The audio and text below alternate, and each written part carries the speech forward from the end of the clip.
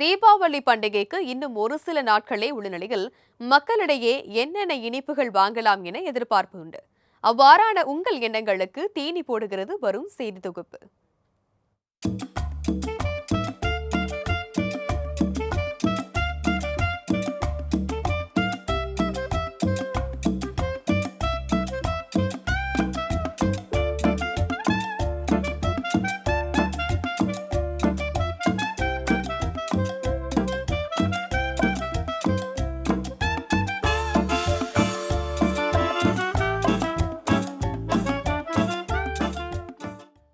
தீபாவளி பண்டிகை வரும் 20ஆம் தேதி கொண்டாடப்படுகிறது. புராண கதைகளின்படி நரகாசுரனை பகவான் ஸ்ரீ கிருஷ்ணர் வதம் செய்ததையே தீபாவளி பண்டிகையாக கொண்டாடப்படுவதாக கருதப்படுகிறது. அதே நேரம் அனைத்து மதத்தவருமே இந்த தீபாவளி பண்டிகையை கொண்டாடி சகோதரத்துவத்தையும் சமத்துவத்தையும் பரப்பி வருகின்றனர். தீபாவளி என்றாலேயே புத்தாடை, பட்டாசு, கூடவே பலகாரமும் என இந்த 3 காம்பினேஷனையும் தவிர்க்க முடியாது.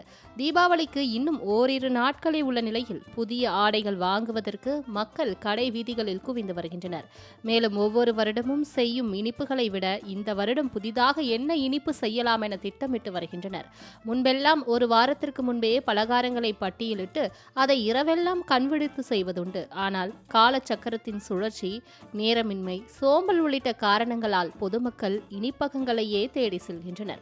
அவ்வாறு வரும் வாடிக்கையாளர்களை கவரும் விதமாக புதிய புதிய இனிப்புகள் இந்த வருடம் அறிமுகம் செய்யப்பட்டுள்ளது. அதிரசம், முறுக்கு உள்ளிட்ட வழக்கமான பலகாரத்தை தாண்டி பெரும்பாலும் குலாப் ஜாமுன், மைசூர் பாக் வாங்குவார்கள். அதை விட்டார் காஜு கட்லி செய்வதுண்டு.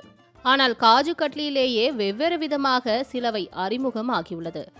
ரோஜ் காஜு கட்லி, பன்னீர் காஜு கட்லி, இவற்றுடன் முந்திரி லட்டு என வண்ணங்கள் நிறைந்த இனிப்புகள் தற்போதைய தலைமுறையினரை ஆக்கிரமித்து வருவதாக கூறுகிறார் இனிப்பக உரிமையாளர் நவநீத கிருஷ்ணன்.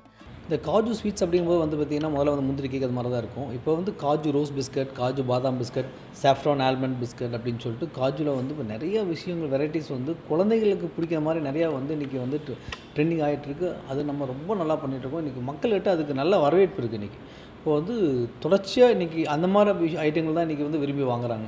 என்னதான் முந்திரியால் செய்யப்பட்ட இனிப்புகளுக்கு மக்களிடம் வரவேற்பு இருந்தாலும் பாரம்பரிய இனிப்பு மற்றும் காரத்திற்கும் மக்களிடையே வரவேற்பு இருந்துதான் வருகிறது. ஆரோக்கியமான வாழ்க்கைக்கு சிரிப்பு எவ்வளவு முக்கியமோ ஆரோக்கியமான உடல் நலத்திற்கு ஆரோக்கியமான உணவுகளும் முக்கியம். அந்த வகையில் தீபாவளிக்கு ஆரோக்கியம் தரும் இனிப்புகளை உட்கொண்டு கொண்டாடுவோம். தீபாவளி என்றாலே பட்டாசுதான் நம் நினைவுக்கு வருகிறது.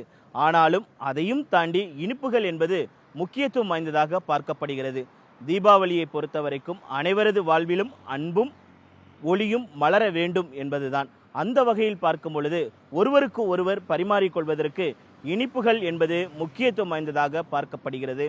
அந்த வகையில் சந்தையில் இந்த முறை இனிப்புகளின் தாக்கம் அதிகமாக இருக்கிறது. வண்ணமயமான பல இனிப்புகள் வந்திருப்பதாக உரிமையாளர்கள் தெரிவிக்கிறார்கள்.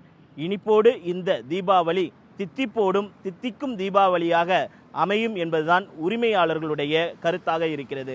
மாலை முரசு செய்திகளுக்காக ஒளிப்பதிவாளர்கள் அருணாச்சலம் மற்றும் மணிகண்டனுடன் செய்தியாளர் ராஜேஷ்.